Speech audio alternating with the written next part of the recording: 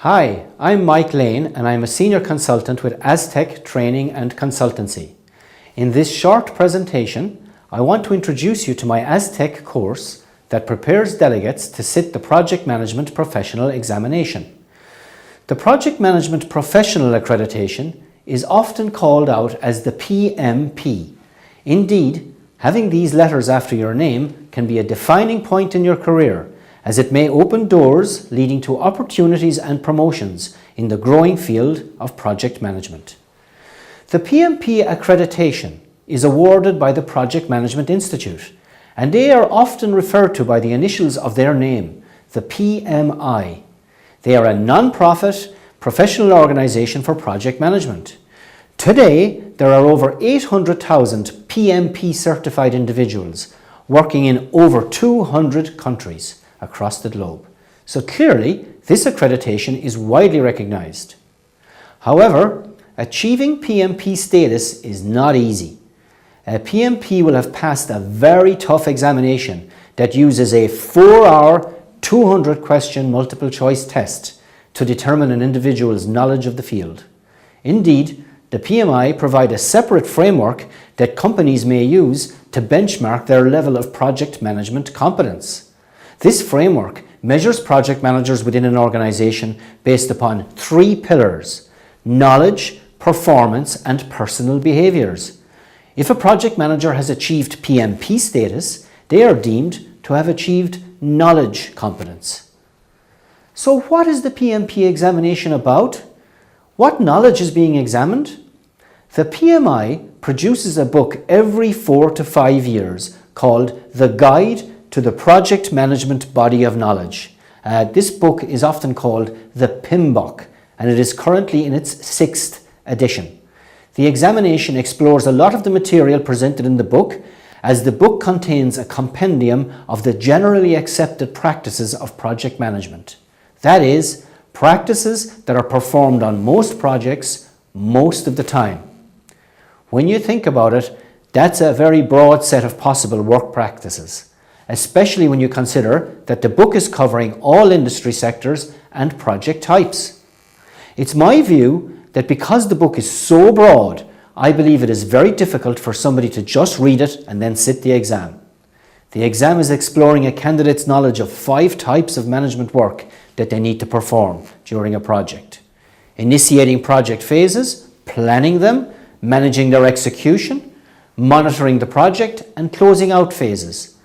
The exam tackles a candidate's knowledge of these management processes with regard to 10 project knowledge areas: integration of all project management work, scope, time, cost, resources, procurement, risk, communications, quality, and stakeholders. So how does my course with AZTech help you tackle this extremely broad area? With my course, I provide a comprehensive manual that contains a general introduction of the whole PMP examination structure, how best to prepare for sitting the exam, and you will be made familiar with the fundamentals of project management. This will put you in a good position to address many questions around general project management topics, such as project governance, the triple constraints, and the general PMBOK framework used to present project management practices. The course then delves into each of the 10 knowledge areas that form the project management body of knowledge. You will be given the opportunity to sit an examination on each knowledge area. This will help you to become familiar with the style of multiple choice questions, the intensity of the exam situation, and enable you to recognize the level of work needed to really know these areas of project management. However, this course does more than just provide you with examinations. Remember the 3 pillars of project management competency that I mentioned earlier? Well, the second of those pillars is about performance, how well project managers perform the generally accepted practices. In my AZTech course, I will reinforce many of the theoretical concepts by having you do exercises to perform the practice. You will build a work breakdown structure. You will develop a schedule. By giving you these exercises, the course recognizes that project management is an applied subject and it's not just about theory. Whereas you need to pass the exam, and that is why the course and my manual contain over 200 exam questions, I believe that applying some of the practices will help you understand them better. And when you understand something, it is much easier to retain knowledge of it and apply that knowledge in an examination. For example, one topic that comes up in the PMP exam relates to scheduling and critical path management. Let me give you a brief overview of this topic, and from this you will see how to tackle typical exam questions in this area.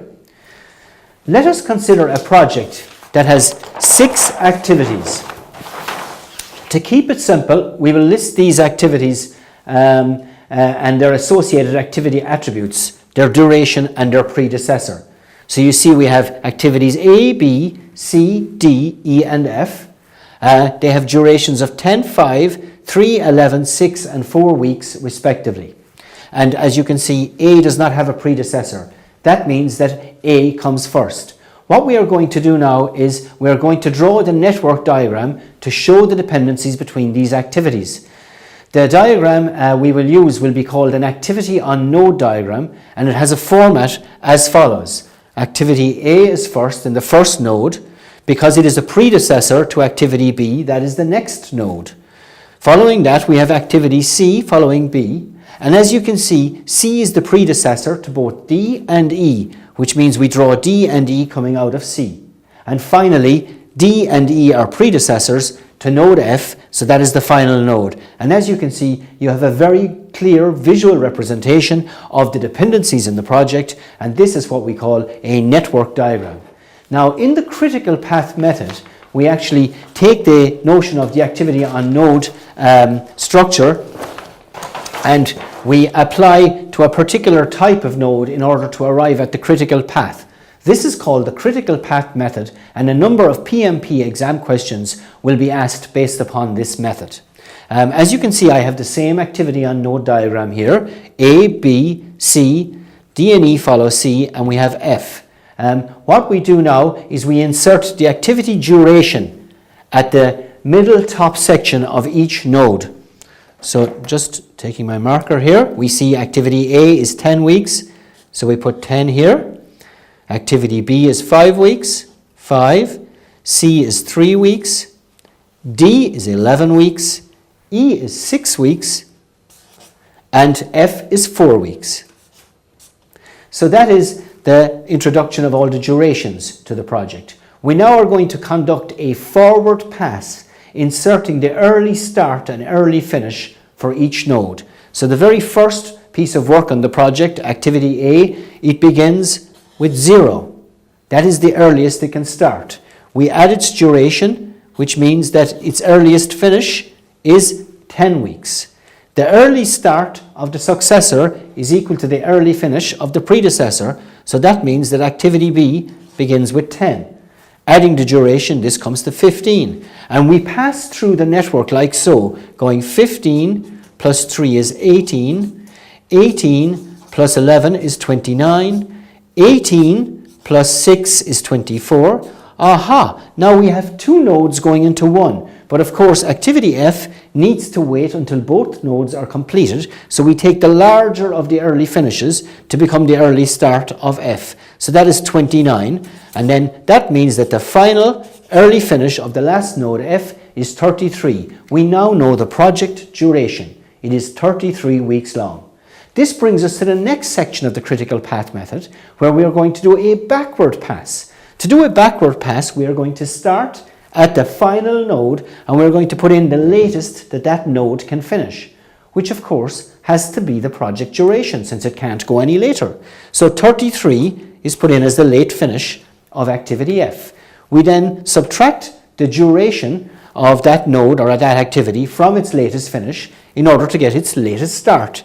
So 33 minus 4 comes to 29. The latest finish of the previous node has to be equal to the latest start of the successor node. So activities E and D both become 29. We take the durations away. 11 from 29 leaves us with 18. 6 from 29 leaves us with 23. Now we have 18 and 23 both going back into node C. What we have to do now is take the smaller of the two late starts. So 18 becomes the late finish of activity C. 18 minus 3 equals 15. 15 is the late finish of B. 15 minus 5 is 10. 10 is the late finish of A. And 10 minus 10 is 0. So now we have done a backward pass, which leaves us with the final step in this critical path method, which is to determine the float of each activity. So if we go to this activity A and subtract the early start from the late start, or we subtract the early finish from the late finish, both results will result in the same value. We see 10 minus 10 is 0. 15 minus 15 is 0. 18 minus 18 is 0. 29 minus 29 is 0. 29 minus 24 is 5. And 33 minus 33 is 0. So now we understand the floats. And what is a float? And by the way, float is another exam question you might receive. A float is the amount of time an activity can be delayed without delaying the final date of the project. So as you can see, A, B, C, D and F cannot be delayed. There is zero float, or otherwise you will delay the entire project duration. So what can we say? We can say that A, B, C, D and F forms the critical path of this project. So what kind of exam questions might you ask? Could you be asked? You could be asked about the float. You could be asked about the early start or early finish. You might even get an exam question as simple as this. Activity A, activity B. 10, 5, X, Y, 5. And the question could be X and Y are, and you will be given 4 possible answers. Now, which one do you think it should be? Well, we know from the example I just gave that 10 plus 5 would be 15.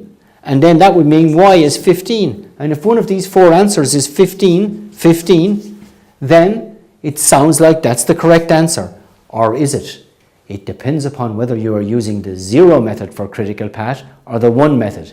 But that is something you will have to learn if you come on my AZTech course. Thank you very much for listening.